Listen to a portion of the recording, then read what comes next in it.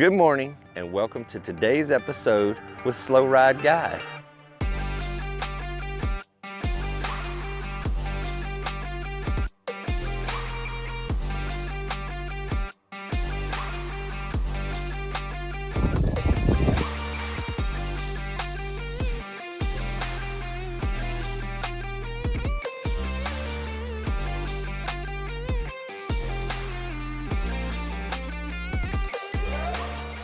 We're gonna do some kayaking today. Beautiful day for an adventure. Absolutely no wind this morning. Super high tide.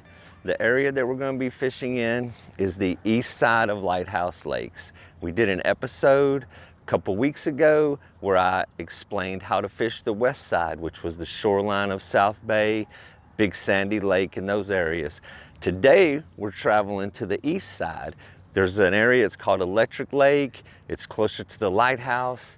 The Lydia Ann Channel is there. There's a lot of little cuts and little creeks that feed water into these lakes. So this morning we're gonna cross the Aransas Channel. We're going in right over here. It's the #1 trail marker on the map. And we're gonna start right over here. We got super high tide. Got a big full moon setting, so that's always got a big question mark on it. But it's that time of year that these fish really start to gather up in schools, and it can be really great fishing in there. We've had abnormally warm weather. It's like 85 degrees for middle of November, which is kind of unusual. We do have a front scheduled to come tomorrow, so we're very much in between weather patterns, but beautiful weather, beautiful conditions for today. We're gonna go out and explore. There's a lot of theories about why the full moon affects fishing and how it affects the feeding patterns. The moon is up, it's bright all night. There's a lot of bait fish activity during that. Some people say the moon is up and the fish can see at night. Well, you know, if that's true, then why can't they see when the sun is up? You know, it would be even better conditions. But there are feeding patterns. There is a rhythm to nature. It follows the moon, it follows the sun, and that rhythm does move around. And during the full moon, right at the full moon, the week after the full moon, I always find it to be somewhat difficult. But none of those rules are etched in stone. They're meant to be broken. That is why we go. I mean, if the moon is full, it doesn't mean we're not gonna go fishing. We're still gonna go try. But we're gonna relate some of that to y'all today. We'll see how it goes. At the Lighthouse Lakes, where we launch in this area, it is very safe and calm inside the lakes, but the first 100 yards crossing this channel can be very challenging. There's a lot of reasons to be cautious here. We have boat traffic, it's deep water, there's current. So we always wear our life jackets crossing the channel. But once you make it into the cuts, once you make it into the flats here, it's very protected, a great place to kayak fish. It's almost kayak only. On the low tides, it's almost naturally prohibitive to boat traffic, so it's only kayaks can get in these areas. The last couple weeks we've had really high tides, and that actually gives access to some skiffs and other boats, but it's a really fun place to paddle and explore. We're gonna go ahead on and take off, and we'll join back up with you guys when we get out there.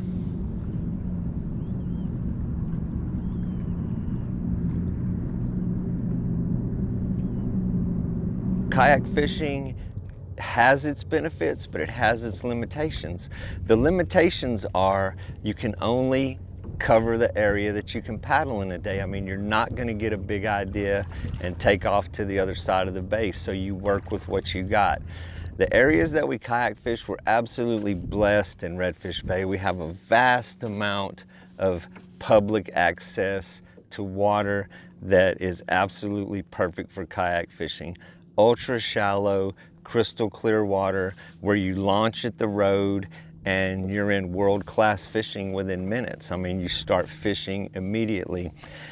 And there's a big difference to fishing in the skiff and fishing in the kayak. The experience is a totally different world. Amazing how it's in the same places, basically the same fish, the same general terrain, but When you're in the kayak, you're immersed in the environment. It's up close and personal with the fish. It's up close and personal with the birds and all the wildlife out here. You don't spook the fish. They don't flee from you the way they will in a big boat. So not uncommon to see reds cruising under the boat, the mullet, all of the bait fish, all of the life out here in the water will just swarm around your kayak. So it's a totally different experience. Very peaceful, the ability to travel around through these little creeks and channels, tiny little areas that rarely see people. So it is a different experience. It's another world in the kayak. You know, on a day-to-day basis, I prefer kayak fishing, especially in my area. It's amazing how much opportunity there is. North to Rockport, to the Goose Island State Park. The people who live in Rockport, fish around Rockport, do not have to travel far and wide to find kayaking areas. Aransas Pass, right here we have Redfish Bay.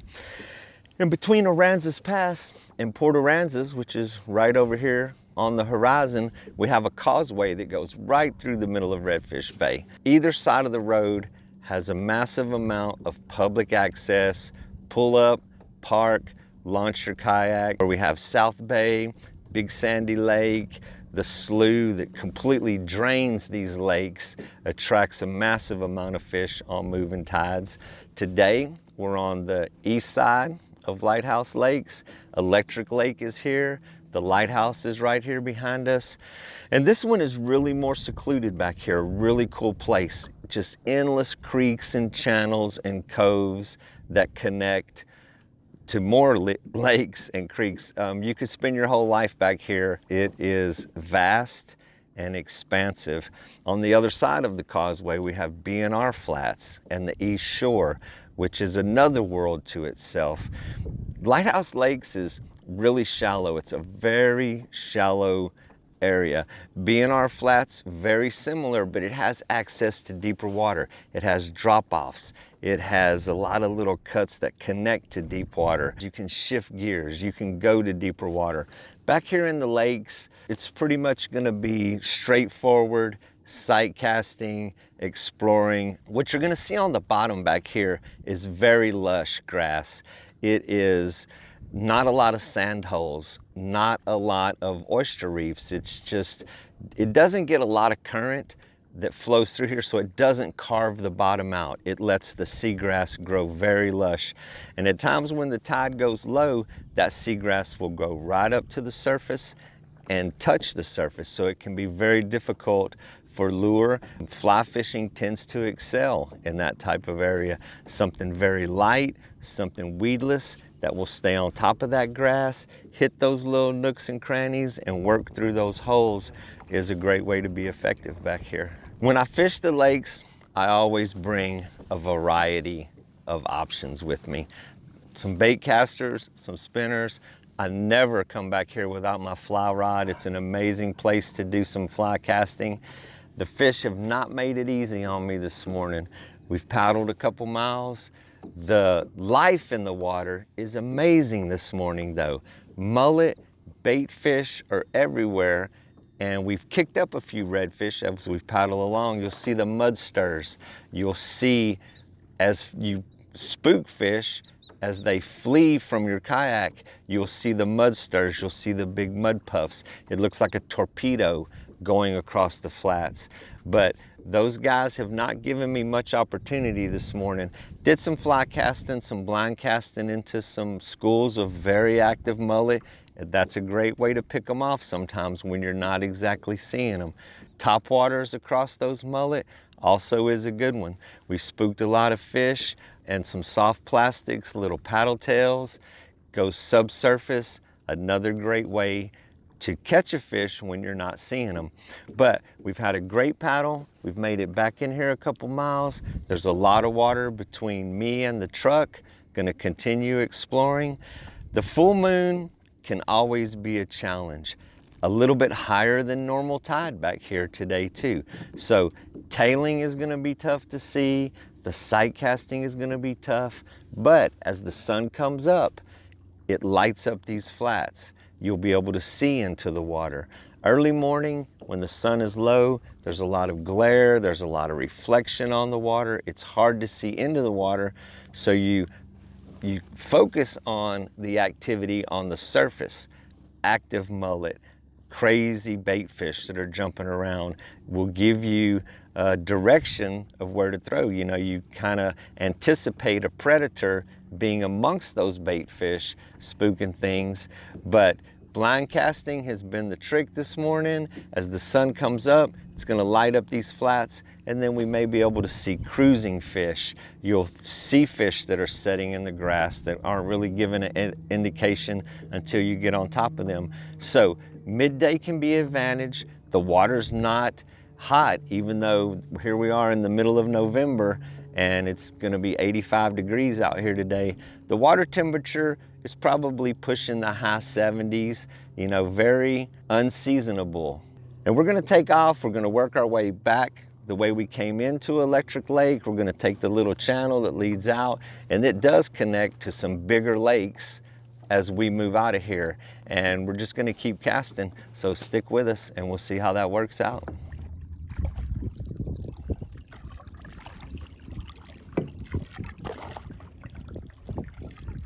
All right, we're out here, we're in it. We got hooked up, got some nice little trout mixed in with these schools of mullet we've been throwing at. We see some more aggressive blow-ups out on the horizon. Gonna keep on working it. Been mixing up the lures, been throwing top waters, getting a blow-up, getting a follow, then switching over to the paddle tail real quick and trying to trick them into, you know the fish is there. They're following the top water, they're blowing up on it, they just won't eat it. And then you come back with the double whammy. You sneak up behind them with the paddle tail, you come back with something subsurface. And it might not be the same fish, it might be a friend. There might be 2 or 3 of them lurking around. But you use the top water to locate the action, come back with subsurface. There's a friend down there that's not aware of the impending doom that gets a little bit careless. But definitely been catching a couple rat reds, little trout, see if we can get a big one to hit. We caught a little tiny red, little pan size, little fun size. We're looking for the fish that will eat a fish this size. But back here, this place is a nursery, it's an estuary. There's a lot of little fish, but there's also a lot of big ones mixed in with them. So it's not uncommon to get into a flurry of little small dink trout, little hand-sized red fish, but the big ones are lurking on the perimeter. They are there as well. Speckled trout right there. Another good sign as we've paddled through here this morning is the blue crabs crawling around on the bottom. Favorite food of the redfish are the blue crabs. Even the big crabs, they will gang up on them, they will pick them apart. One will grab a leg, a claw, and they'll just rip them into pieces. So as we paddle through here in the morning, you'll see what I call them crab bones. When you see crab bones on the bottom where the blue crabs have been chewed up overnight and the leftovers are on the bottom, it's a good sign that some schools of redfish have been moving through the area. So always a good sign to see the blue crabs. This place is a nursery for them. It is an estuary where all the fish begin their life cycle. Even fish offshore come into these flats to begin their life and then move offshore. Tiny crabs, tiny shrimp, mullet, minnows, all of those things start their life back here in these lakes. And a big redfish can take a crab this big, no problem. They have crushers in their throat, they will attack them, they will pull them into pieces and swallow a large crab. The life cycle is definitely brutal out here. Anything that moves slow is somebody else's lunch. I was talking earlier about Electric Lake and how secluded it is back in the corner. I worked my way out to this middle lake. Really doesn't have a name, it's just kind of in between the channel, in between the back lakes, a nice little transition area, loaded with mullet. This place is corner to corner bait fish. As the sun comes up, all of those things are coming into view. We've made some nice casts, caught a few fish, and actually there's a couple nice ones here on the perimeter. Big schools in the middle, and what I did is I was working those schools. In the middle of those mullet, the obvious ones, we were catching rat reds, little speckled trout. I moved out to the edge and we started finding some bigger fish, hooked into a nice couple of slot size reds, couple of keepers. I'm gonna keep casting, just missed another one right there. A lot of lookers, a lot of follows. It's a big part of the game in here. I love the top water, you bring them up from the grass, but if they don't want to hit that, I'm gonna switch back to the little paddle tail. And the paddle tail, it's kind of old school. Plain white, little jig head, maybe I think that one's like a 16th ounce head, sinks super slow, just like a little minnow, but definitely old school style fishing. K-wig paddle tail.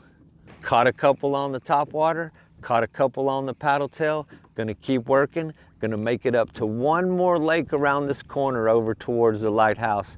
If that doesn't work out, I always have a plan to double back, make a move to the next lake, see what's going over there, and then we'll take our path back to the truck.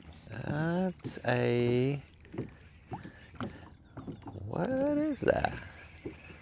Oh, that's a harrier, northern harrier. See that white spot on his tail? It kind of went out of view. Water turkey. Let's go make a move, man.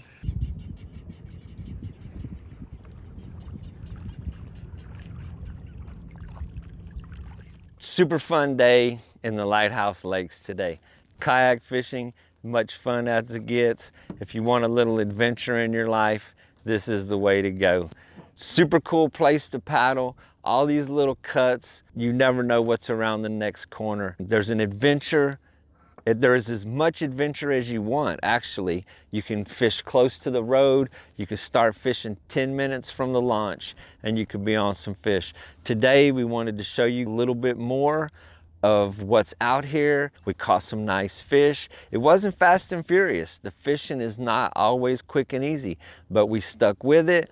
Caught us a couple of nice reds, a lot of little trout, got to see the birds, the crabs, all the fish, all the wildlife. A paddling trip in the Lighthouse Lakes is about so much more than the fish. It is about the experience. It is such a cool place. There's so much to see. It's just a cool place to be, to spend the day. So we had a great morning. We're gonna work our way through here, maybe make a few casts on the way back to the truck, but it's about that time. Appreciate y'all stopping in. Hope you enjoyed the show today. Hit that thumbs up button, subscribe to the channel. We're gonna do plenty more episodes about the Lighthouse Lakes. This place goes on and on. I could tell stories forever about this place. I wanna get into the history. I wanna get into the future. I wanna share experiences and teach you guys all about it. So as always, thank you for being a part of the show, and we look forward to seeing y'all on the next adventure.